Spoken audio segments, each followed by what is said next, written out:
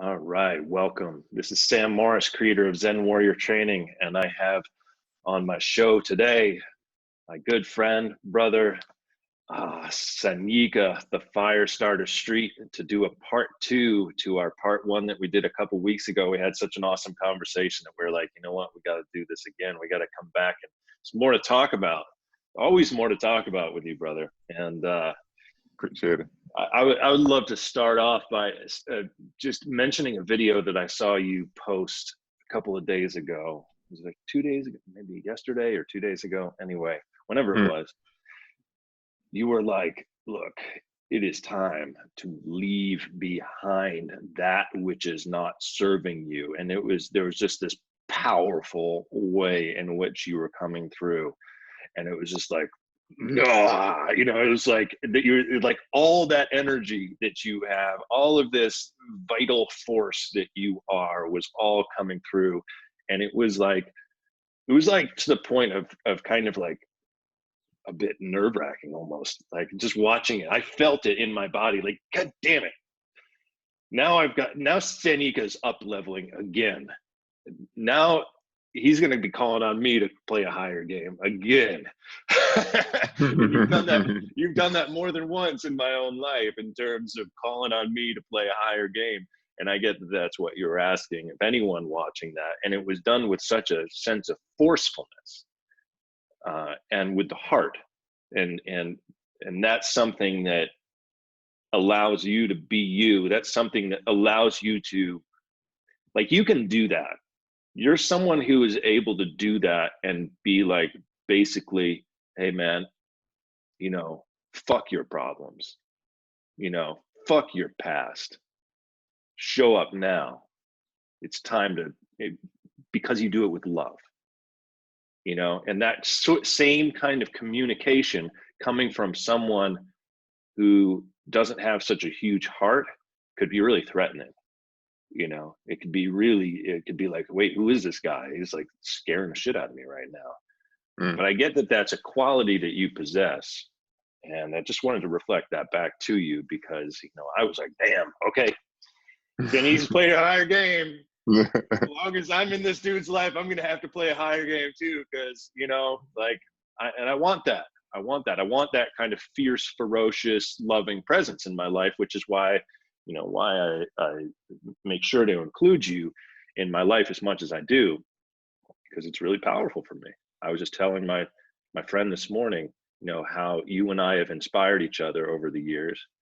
And I was telling her that, you had mentioned to me a while back that I had helped you to get over a hump, and then seeing you really own your presence more and own your value more and be very public about it has really inspired me to be more public about what I have to offer too, rather than sort of hiding behind a veil of modesty and that kind of thing.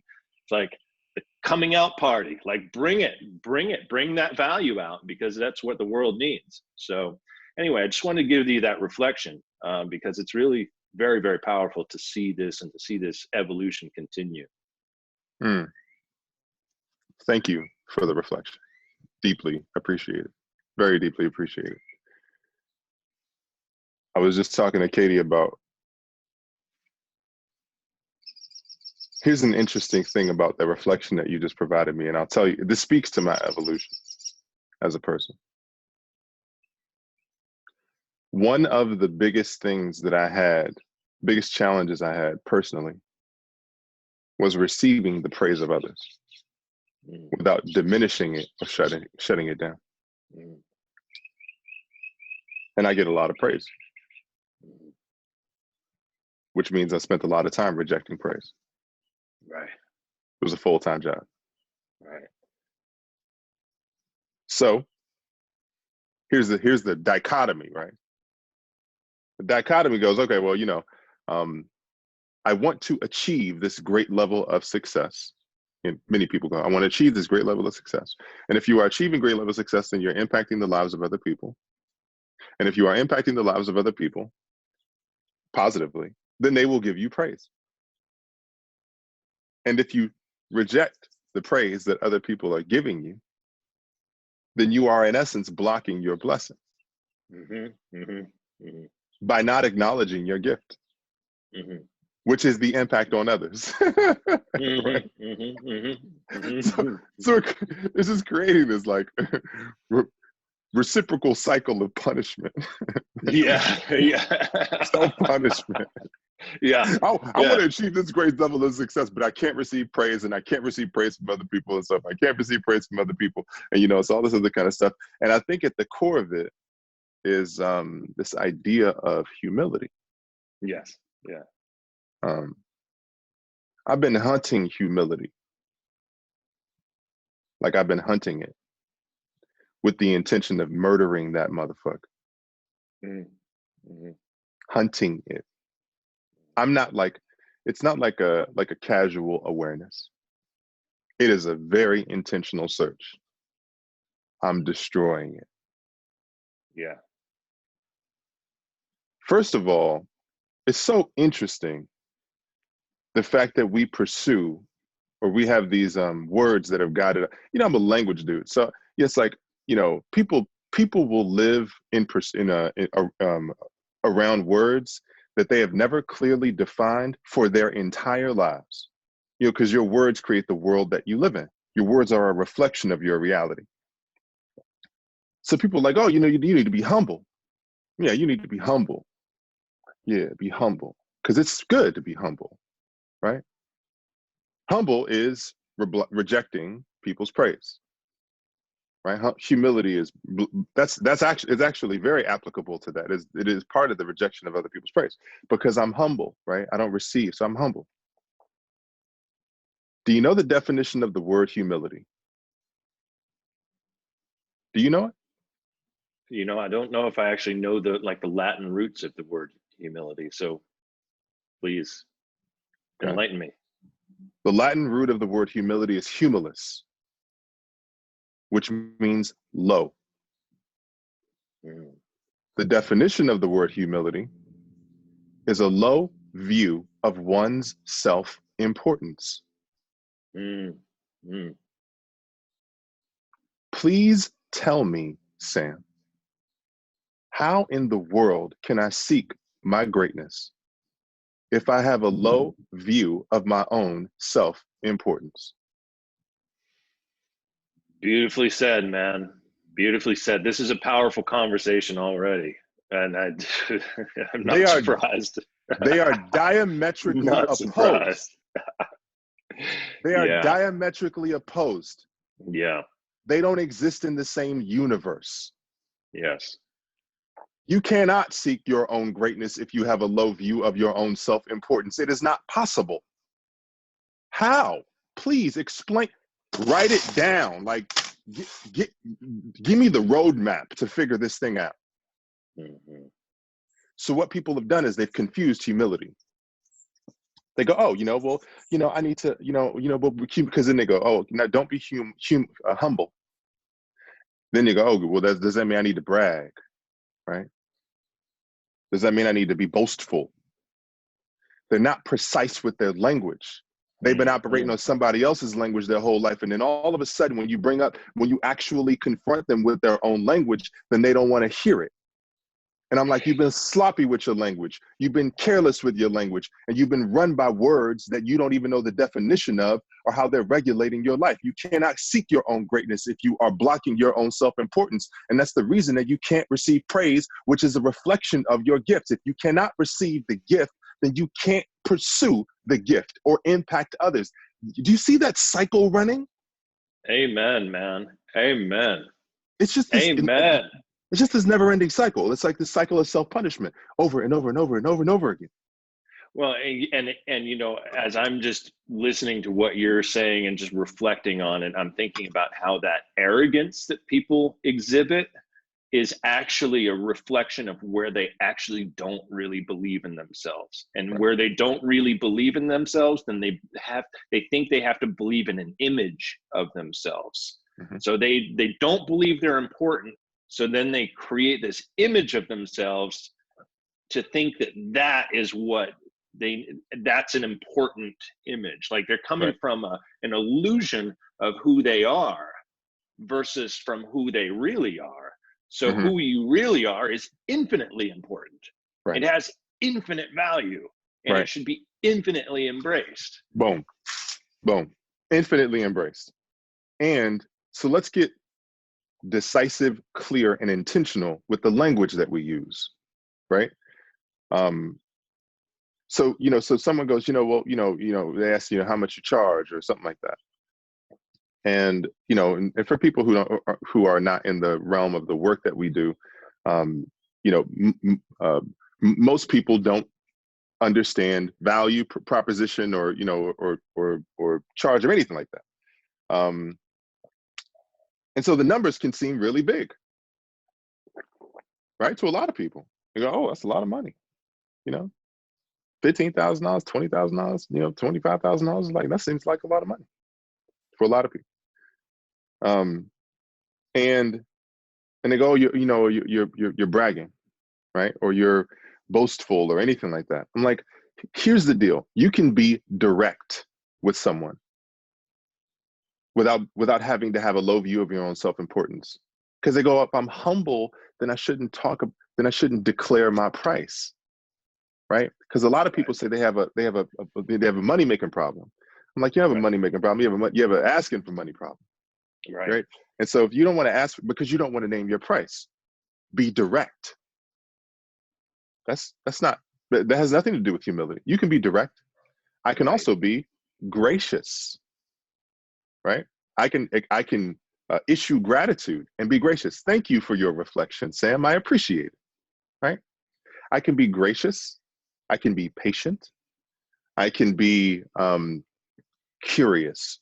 Why do you feel like I am, that I bring value to your life? I can be all those different things. But the one thing I definitely don't have to be is have a low view of my own self-importance. That's the one thing I'm sure is not going to help me get from first base to fucking home base, Right. Yeah. I mean, everything you're saying is so spot on. It's making me think about all the people that I know who have so much heart and who want change so badly in the world. They envision a better world.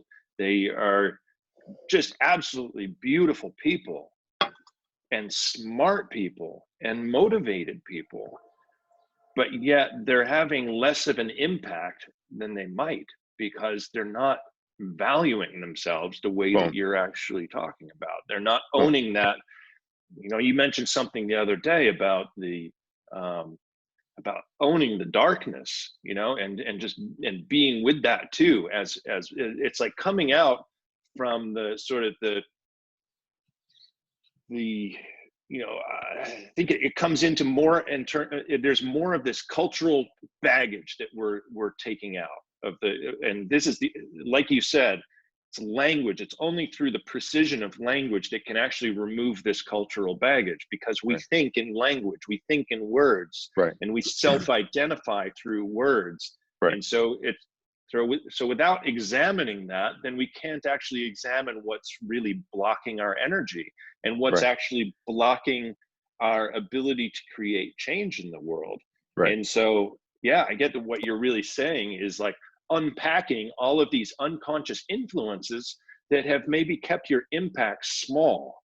And so that you can really step into what you're truly capable of. And then these same people who have these just gorgeous hearts, these gorgeous souls that want to create all this change in the world, end up feeling like, oh man, it's impossible. Look at all the things outside of me look at what's going on with the government right now. Look what's going on with big industries. Look at this, look at that, corporate, blah, blah, blah. All of these things, all these external factors that they think are somehow opposed to their own vision for the world.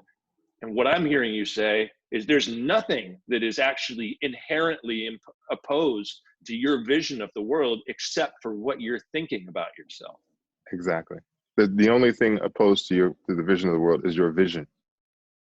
And so, the biggest challenge that I've experienced with people and the biggest, which also presents the greatest opportunity, is, I was having a conversation with somebody the other day. I said, I feel so much sadness. We're talking about vision, sadness for the small businesses that are suffering right now. And, there's a lot of small businesses suffering right now. There's a lot of people going through a lot of pain. And it was a very, very real moment of, and it was very much affecting that person. And they had sort of a survivor's guilt situation because they weren't suffering as much as they witnessed other people suffering. And they compared it to an athlete having a career-ending injury.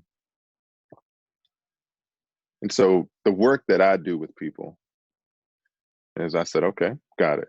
Athlete has a career-ending injury. How old is this athlete?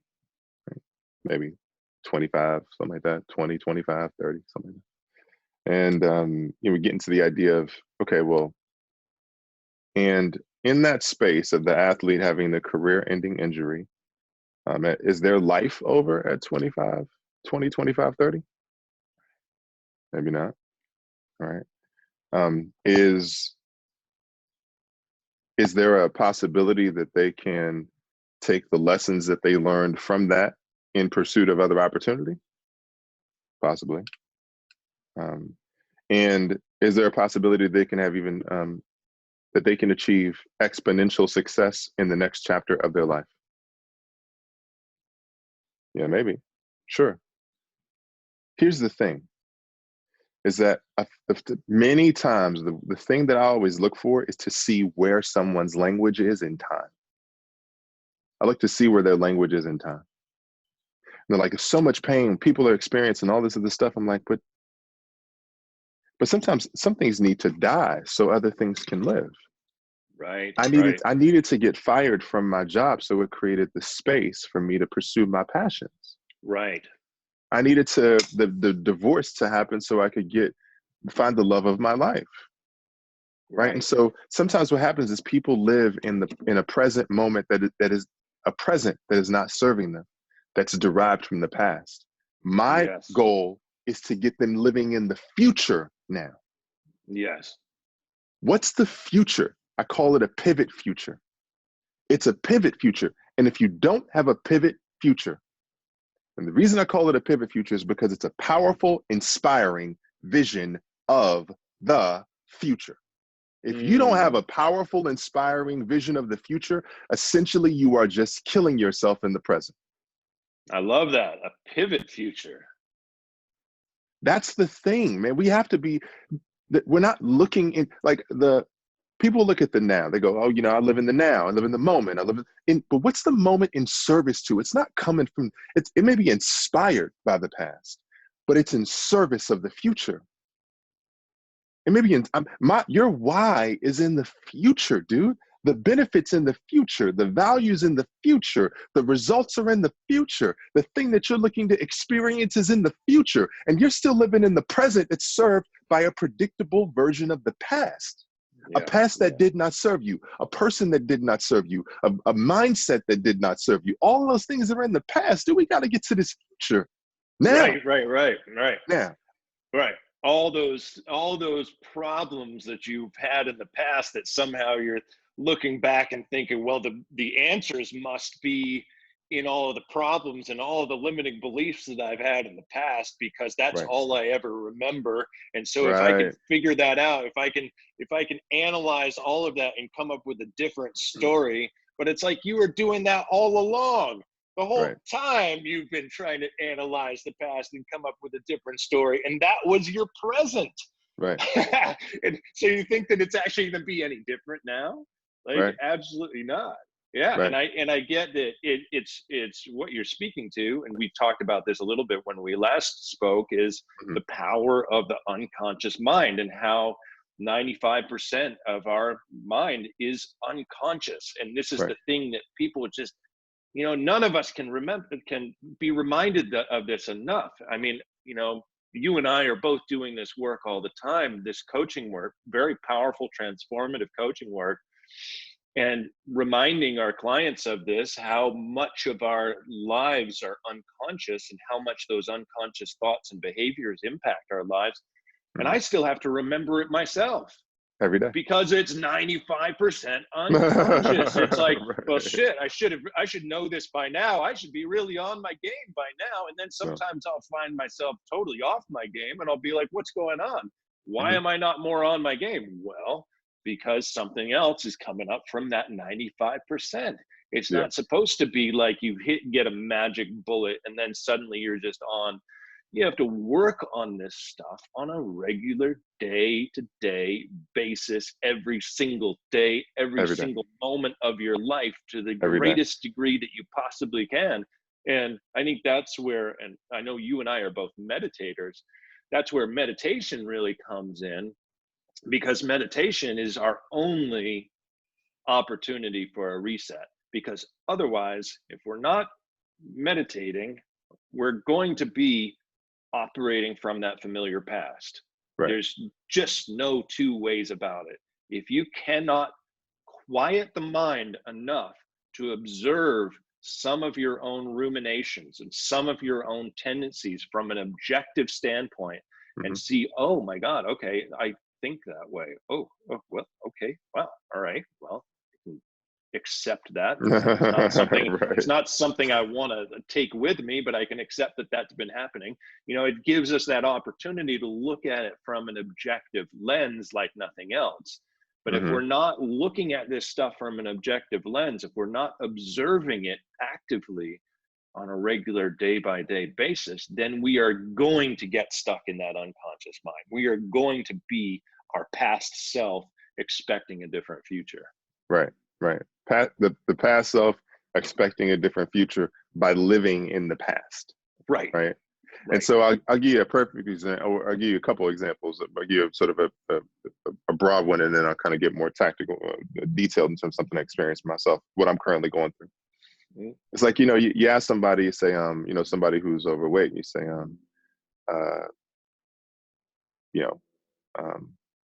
would you lose 100 pounds? Let's say they had 100 pounds to lose. Would you lose 100 pounds in 6 months? Right. Would you lose 100 pounds in 6 months? If you've been, like, let's just say it's you. Like, let's say you have 100 pounds to lose. And I asked you, I say, will you lose 100 pounds? And I'd be like practically gone by that time. But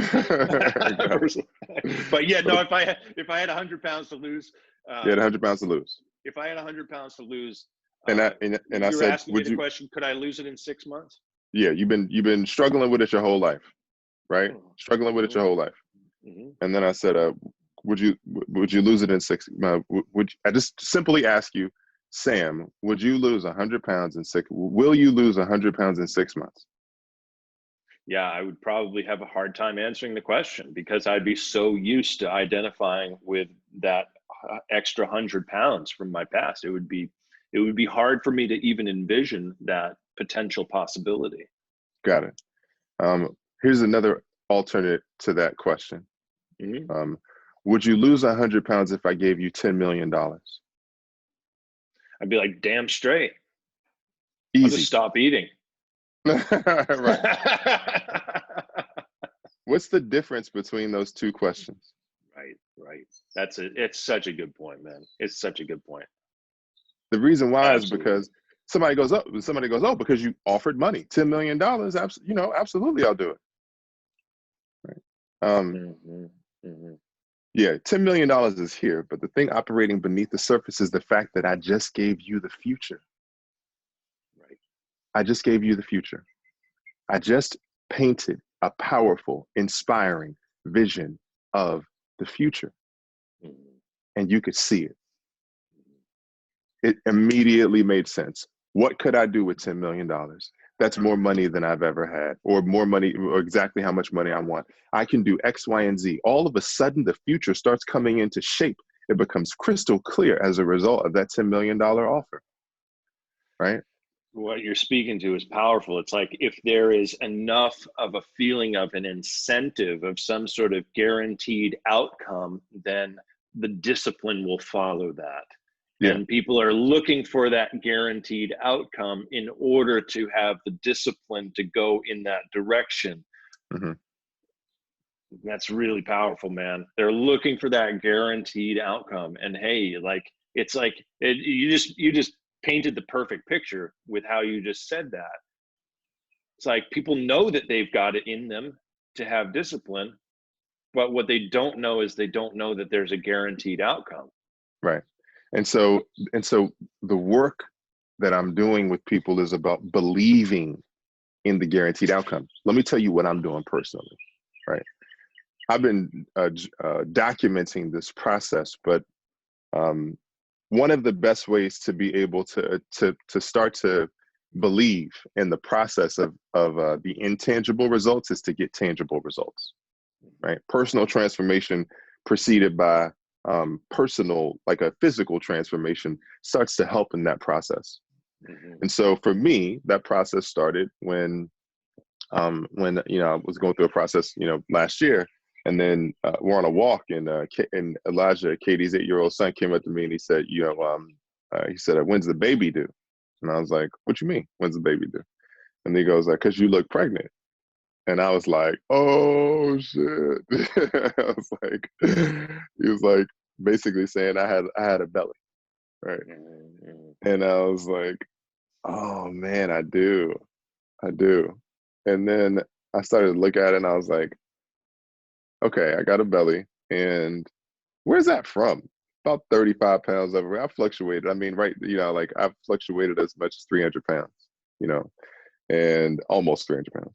You mean you've gone up to 300? You haven't fluctuated 300 pounds. You've gone up to 300. Yeah, I've been almost. Yeah, I've been Right. almost. Yeah, right. Okay, got it. Actually, Yeah. yeah, Like between 200 and 500. right. That's what he said. Right. Yeah, that's one hell of a fluctuation. That's not a that's not a mistake, by the way. Fluctuating 300 pounds. And the thing that I realized in that process was that, you know, I was carrying 35 pounds at the time of extra weight. Right now, I weigh about 262. When I started on my process, I was about 285, 286.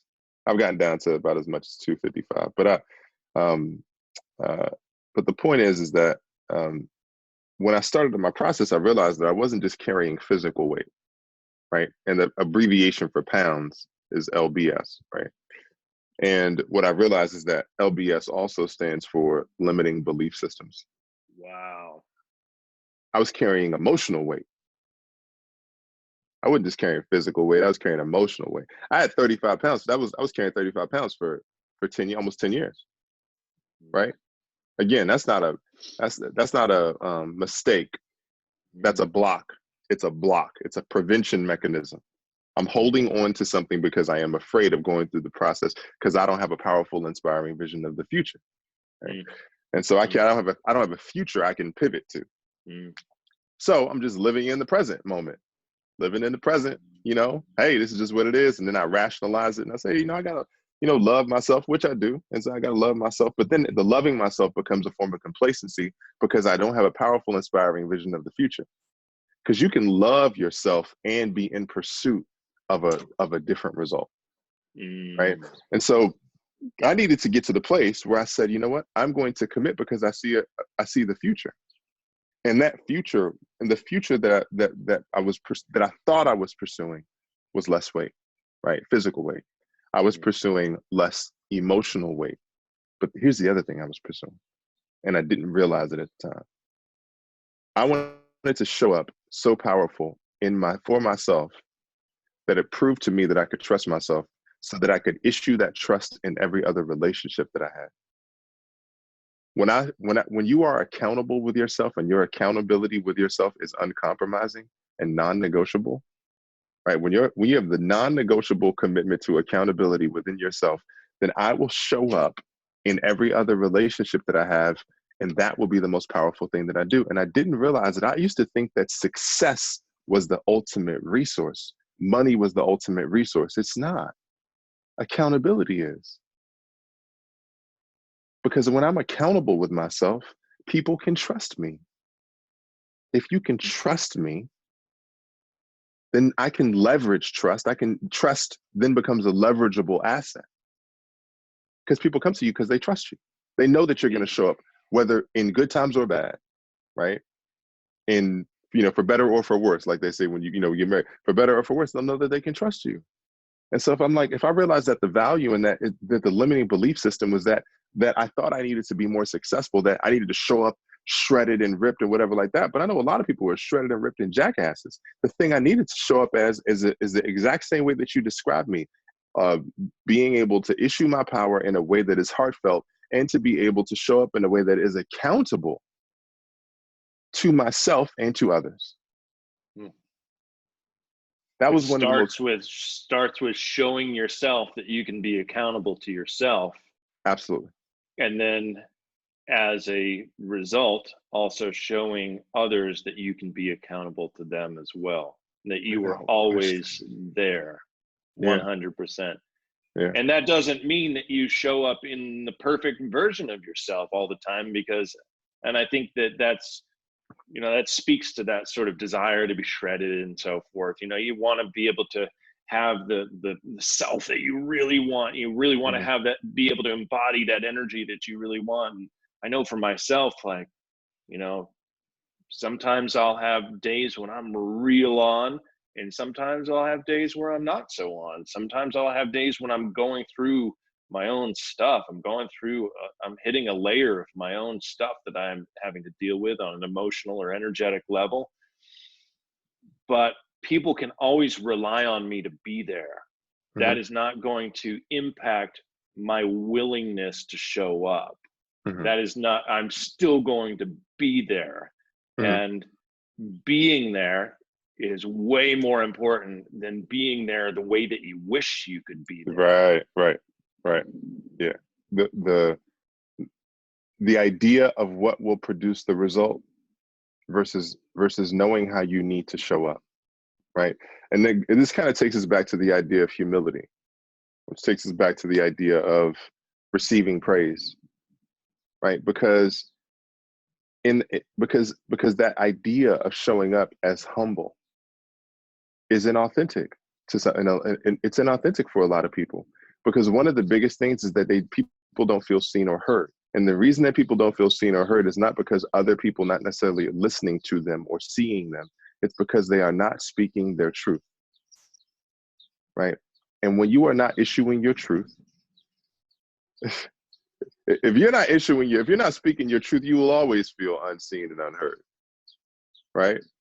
Always. You'll always feel unseen and unheard because you're not speaking the truth. And it happens a lot with guys, because a lot of guys go, you know, like, you know, for instance, they go, oh, well, again, this is like the idea of the result.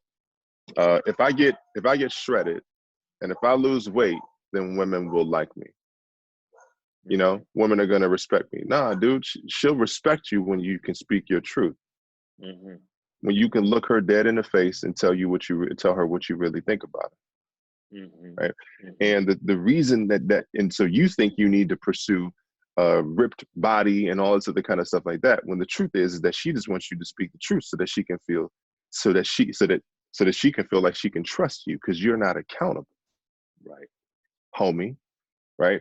And so forget about all the pursuit of the money, because what happens with a lot of guys, they go, oh yeah, I got all the money, I'm paying all the bills, I'm doing all the stuff. And then eventually they stop trying to be accountable through communication, through curiosity, through any of the other things that are happening in their lives, because they just like, oh, well, you know, I've done all the stuff I needed to do. When the truth is that go ahead. I was going to say, this is bringing us back to kind of where we started, where is, you know, that video that you did the other day that was just so powerful, and just like, hey, like, boom, like that truth was coming from heart. It was forceful, and it was coming from heart.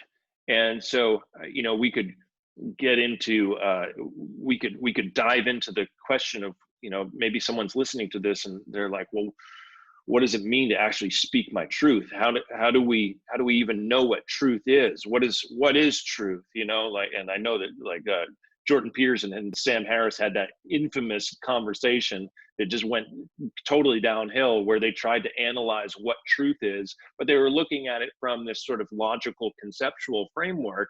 And what I'm hearing you say, just sort of implicit in your communication here, is that the truth is a truth that is infused with heart. There's a heart energy that has to be there in order for that truth to actually have the kind of impact and power that is well received. because someone might look at truth as a judgment, like, oh, well, this is true for me, so I'm just gonna tell you what's on my mind because it's true for me. But they're actually coming from a judgment. It's actually from something that's not actually serving the person, and it's not actually serving them. It's what they might perceive as a truth, but it's actually a judgment versus what you're talking about. And what you're talking about when you say truth, I get that it's important to like, again, we're talking about how we use language. When you're talking about truth, I get what you're talking about. I feel it in my body, what you're talking about when you say truth. But a lot of people might think truth is just, well, my opinions. It's not about opinions. It's about the truth of who you are, the connection, and whatever is true for you in that moment, coming from your whole heart, your whole system, versus an opinion which you perceive as truth. Is this resonating with you? It's speaking to my soul, and I'd like this conversation to go into the concept of truth, because I got some shit on truth. Beautiful. Let's hear it. I'm not familiar with Sam Harris and Jordan Peterson's conversation. I just know that they're really smart guys. I have an issue with the concept of truth as a means of describing anything other than what I feel. I have an issue with it because it's like love, right? It's like love. There's so many different. It's a broad term. It does not have because it doesn't have the. If I say I love you, well, yeah, thanks. And what does it mean? Right. Why do you love me? How do you love me? What are the different layers of love? Right. What does love mean to you? Like, there's so many different questions that accompany that term. And thank you. And what does it mean? And so the idea is like, okay, well, this broad concept of truth, and then some people get into the concept. Okay, well, there's these different components of truth, and there's a different type of truth. And I'm like, look, I can speak my truth. Right, I can speak my truth, and there was one phrase I remember you were saying when you were describing this, and I wanted to bring this up because I think this is the part that keeps people out. And I don't think you mentioned this in any way maliciously, but you said the idea of being well received, right? Mm-hmm. When I speak my truth, it is what's on my heart. It may offend you. Mm-hmm. It may deeply offend you. It may deeply offend you to the point where you are, your body goes in fight or flight. It may deeply offend you to the point where your body goes in fight or flight and you want to fight me. It may deeply offend you to the point of fight or flight. Your body goes in fight or flight, and then you may want to fight me, and then you injure me, right? I mean, what's on my heart, me speaking it, there is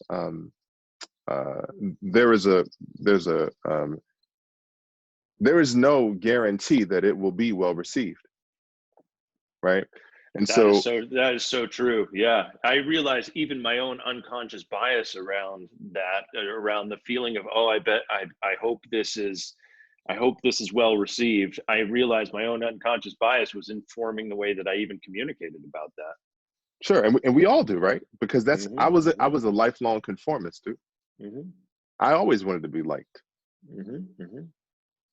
That was my whole game in life. It was, be liked, because it kept me safe, right? And so the idea was, you talking about the shadow work, like the shadow work I've been talking about is that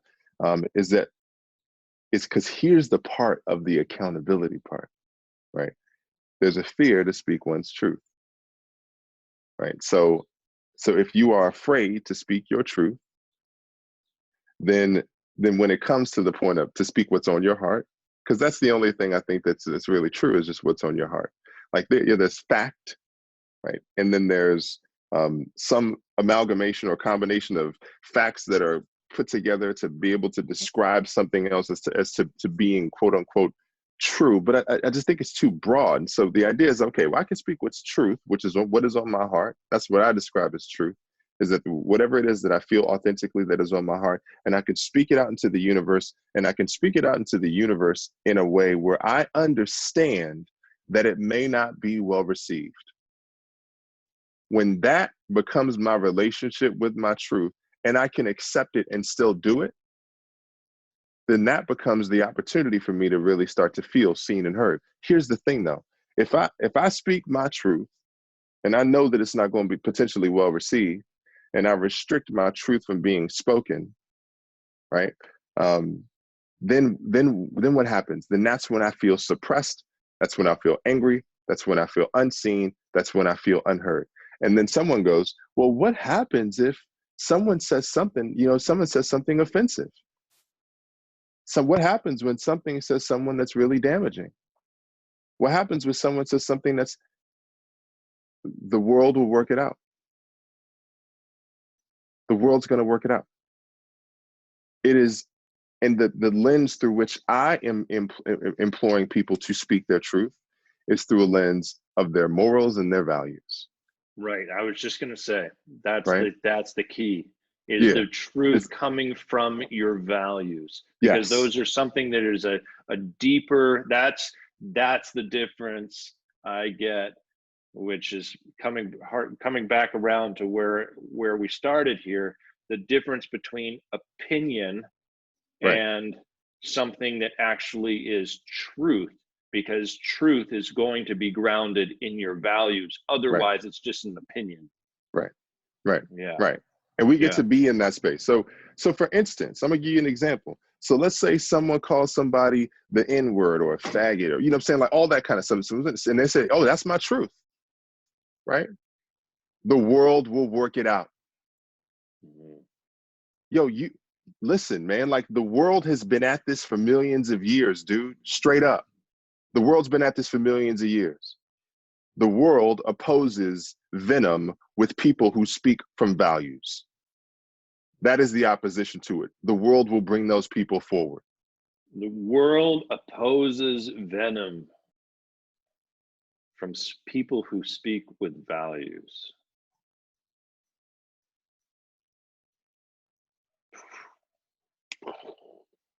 Love that.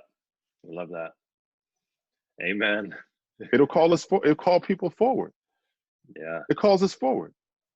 Because if there's something that needs to be opposed, the people who need to speak up will speak up. Yeah. They'll come.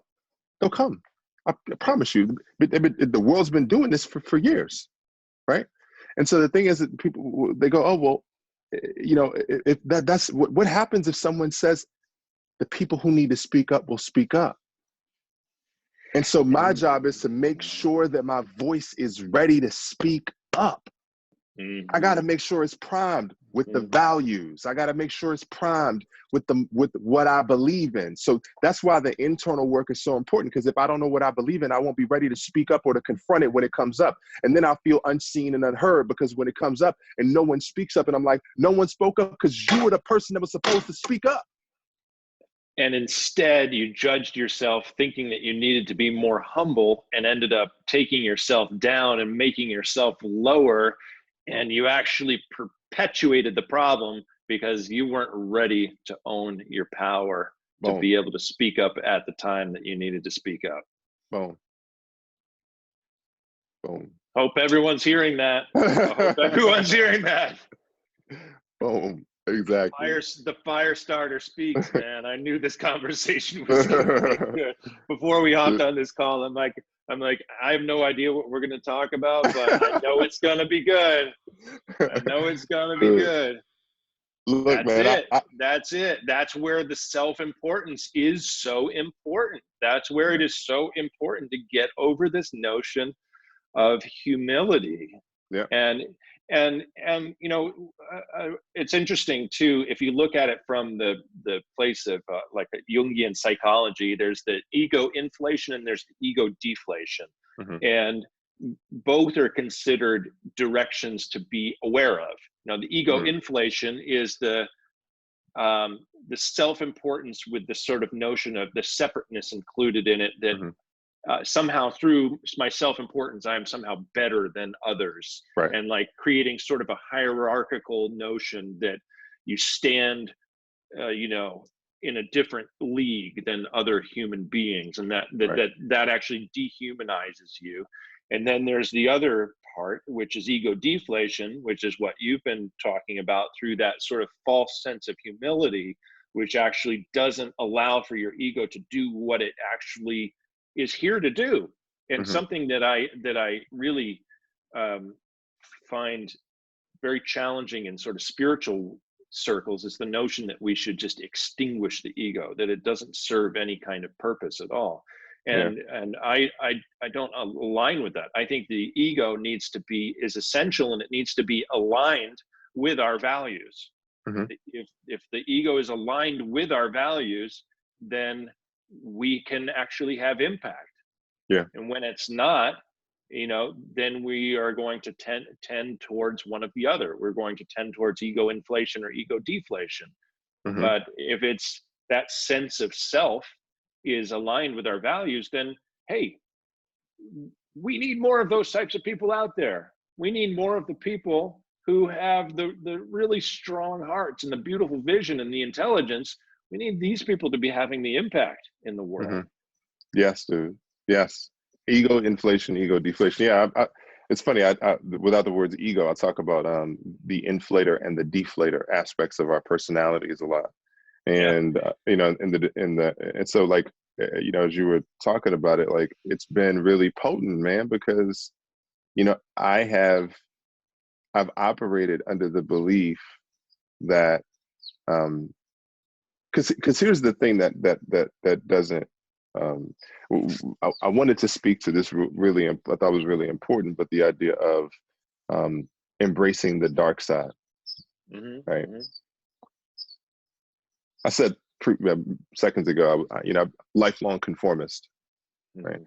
And the reason being a lifelong conformist is because of my views on being the biggest guy in the room, on being Black, on being the perception of being a man, and being a large man, and being all of these different aspects of my identity and the way that is perceived in the world. And then the idea of needing to be humble, needing to have a low view of my own self-importance to be able to be received in rooms.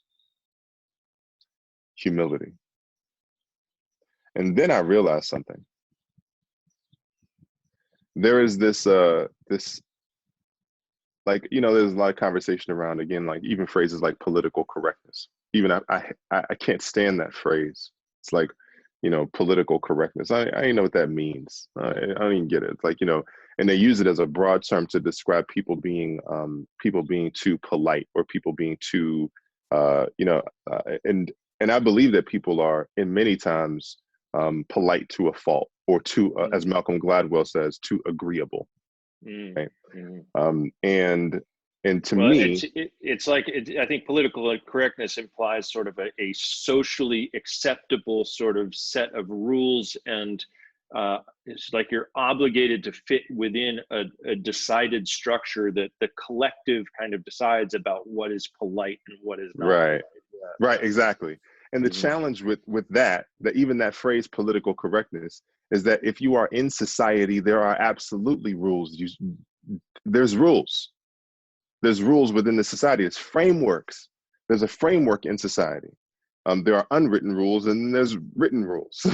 So then which rules fall into the framework of political correctness? Which ones are those? Or are those just the ones that you decide are politically correct and the ones that you don't? So my thing is that I need to do the exploration within me to identify where I have been, going back to the idea of, getting out of humility.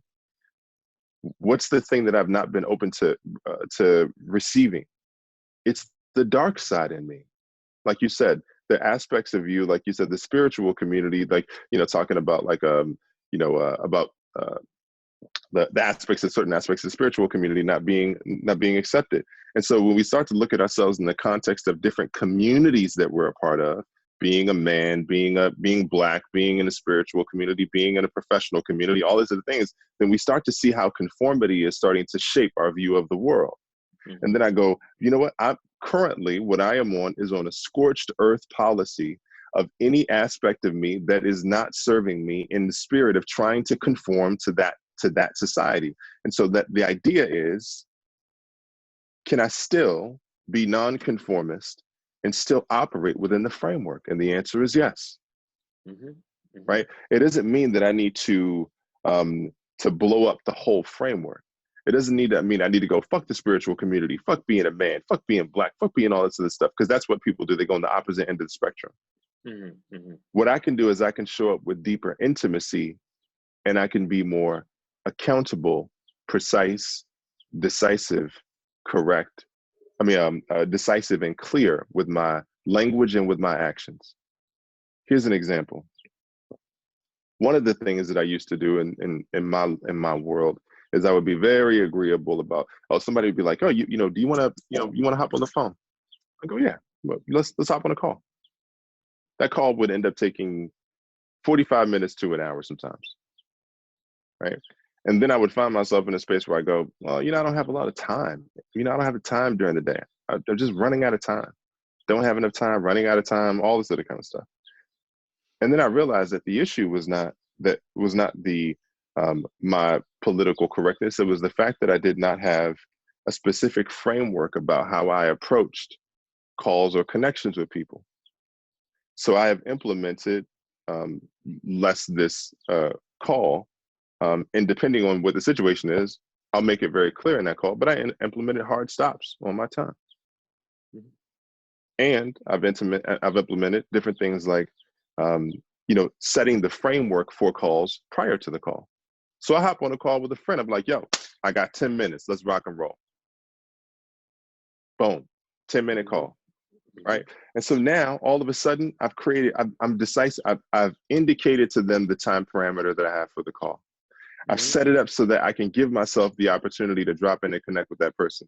And then hard stop means I'll give you a nudge right before it's over, but I'm hanging up the phone in 10 minutes. Mm-hmm. Mm-hmm. Mm-hmm. Right. Yeah. Yeah. And so what it does is it creates this space for me to exist and to thrive. Right. Because you can show up fully intentional for that 10 minutes. Absolutely. Absolutely.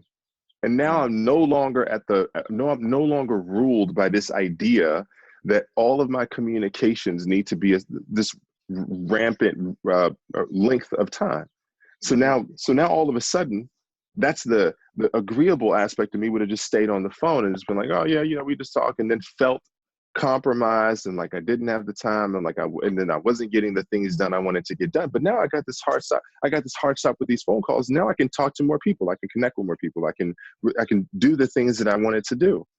And then all of a sudden I've created this emotional space. I've created this possibility. So what I'm doing is I'm creating more decisive actions.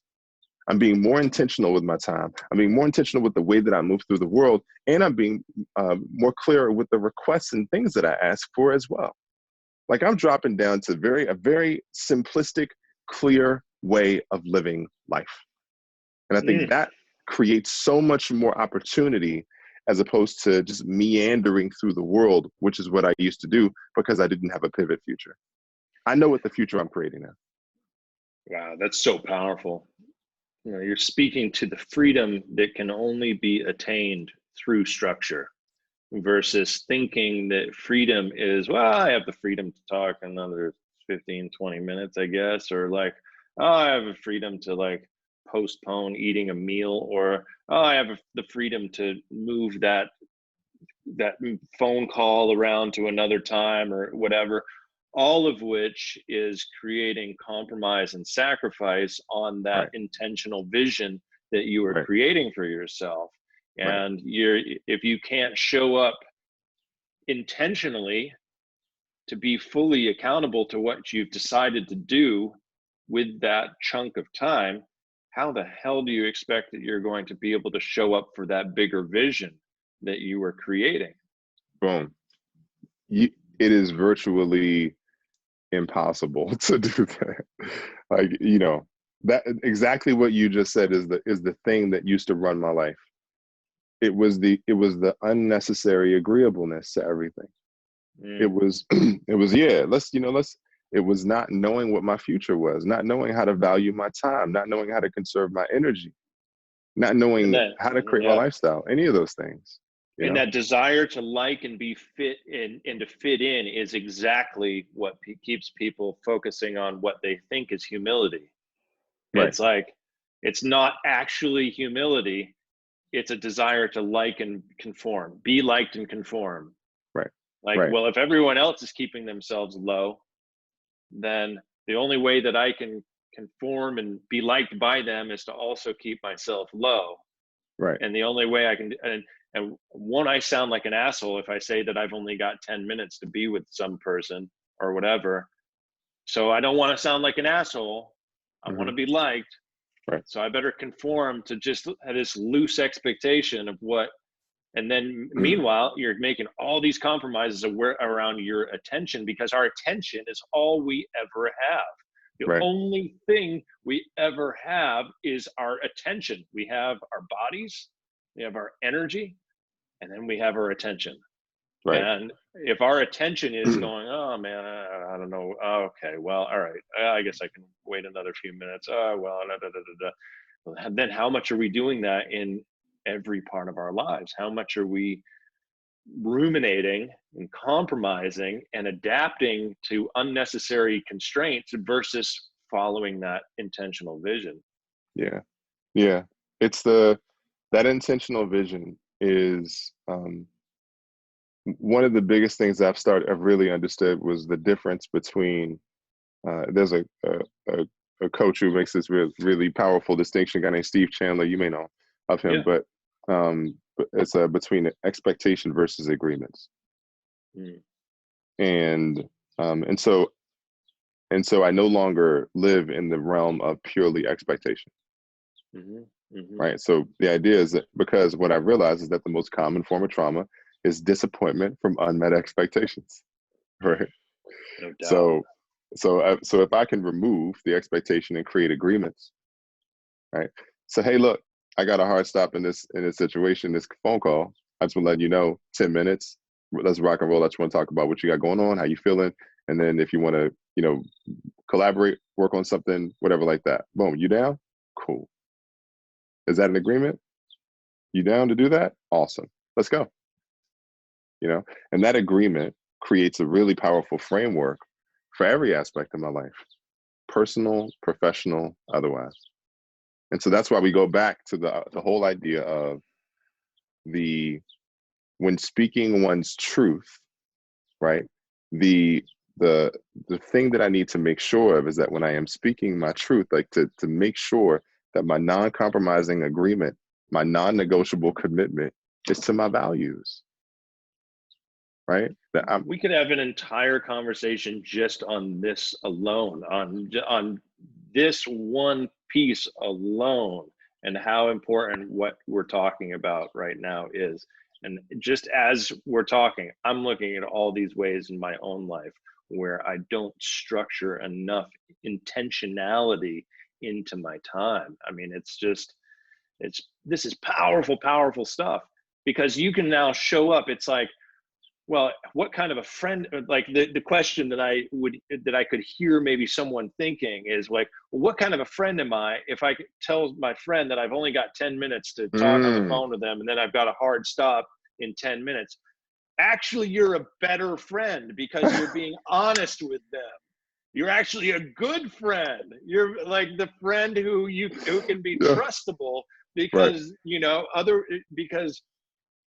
then you're going to be able to show up fully for those 10 minutes, and you're focused. You're not just like, yeah, well, so what's going on? Okay, like, let's get to something valuable, because we only got 10 minutes together here. Let's get to something that's a little bit deeper than, if we only got 10 minutes, then let's use that time wisely, Yeah. And so you're actually a better friend by adding those constraints than you would be if you didn't. Yeah, absolutely. And then they go, well, what if I need my, what if I'm not a good friend by giving my friend 10 minutes? What if they need more time? And get curious about it. Do you need more time? Then maybe now is not the time, because I've only gotten 10 minutes. Or let me see if I can extend from 10 minutes to 30. I may be able to do that. Right. Let's create an agreement around it, as opposed to it just being an expectation. Because what happens is that when people feel like they're being compromised, generally isn't necessarily because the other person is doing it. It's because we are allowing the other person to compromise it. And so our expectation or hope right? Hope is expectation. Our hope was that they were going to get off the phone in 10 minutes. We ran 20 minutes. I wanted to do something in 10 minutes and I didn't communicate it to them in 10 minutes. And then all of a sudden I start to feel compromised. I feel powerless. I feel like I'm not in control of my own life because I'm not setting non-negotiable commitments to the value proposition. And my value proposition is that I am always going to speak my truth.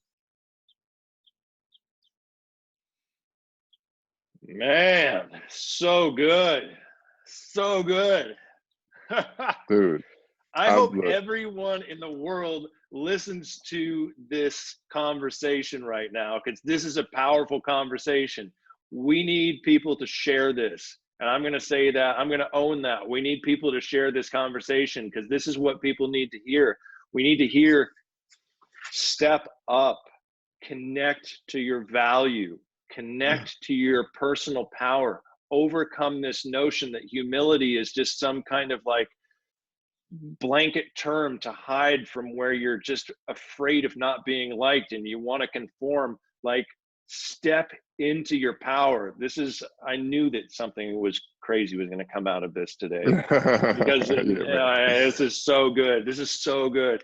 Everyone needs to hear this. We're in this place right now where, you know, it's really easy for people to feel powerless. I mean, this has been happening for all of eternity. The good people feeling powerless. This is nothing new. And nothing new that the good people with big hearts and a lot of potential to create amazing change in the world have ultimately put themselves in a more powerless position than they should have. And so, but we're seeing it, I think, right now in this day and age, we're seeing the impact that that can have. So my feeling is, my conviction is, the people with big hearts and great values need to own that so that they can focus that attention and focus that energy on creating the world that they envision. And, you know, ultimately, the world that you envision for society is ultimately the same world that you envision for yourself. There doesn't have to be compromise between your own self-interests of making money and having a great family and having your health and all of the things that you want for yourself. There doesn't have to be a compromise between that and the vision that you have for the world. In fact, those two things go hand in hand. Your vision for your health, your vision for your family, your vision for your small domain, I shouldn't call it small, but your home domain is completely in sync with the vision that you may have for the world and where you think the world could go. And so anything you want to say to that before we wrap up today, brother? Well, first of all, I fully agree. And I love your man, I just love the fact that you extract all of this in this container of conversation. So I appreciate that, man. It always feels comfortable and like, you know, I just feel like I'm at home talking to a friend, you know. And it is I'll just offer that, you know, if you are seeking your greatness, man, like if your purpose in life is to really seek the greatest aspects of yourself, then we get to be the people that we want to, the people that we know we need to show up for here first and then out in the world. Like, we need to show up for ourselves first. Exactly. There's nothing, let me repeat this again. There is nothing, not a single thing more important than taking care of yourself. There's not one thing. There isn't a single thing more important than taking care of yourself. And by taking care of yourself, I mean taking care of your well-being, your mental well-being, your physical well-being, your emotional state. Like, there's nothing more important than that, because when you take care of yourself, then you can serve the world, right? Not the other way around. And so when we talk about self-importance and taking care of yourself, then a lot of people then go into, oh, well, you know, I can't put myself first. I can't, but that's the whole problem, dude. You've been putting other people ahead of you for your whole life. The foundation of my coaching programs is like, look, stop negotiating with yourself. Pick a path, go all in. What's the path, right? The path is a non-negotiable commitment to who? To you value. to the underlying values upon which you choose to live in this life. And as long as those are the writing principles for what it is that you choose to achieve, and you show up for yourself in that way, you can serve the world however you want to serve the world.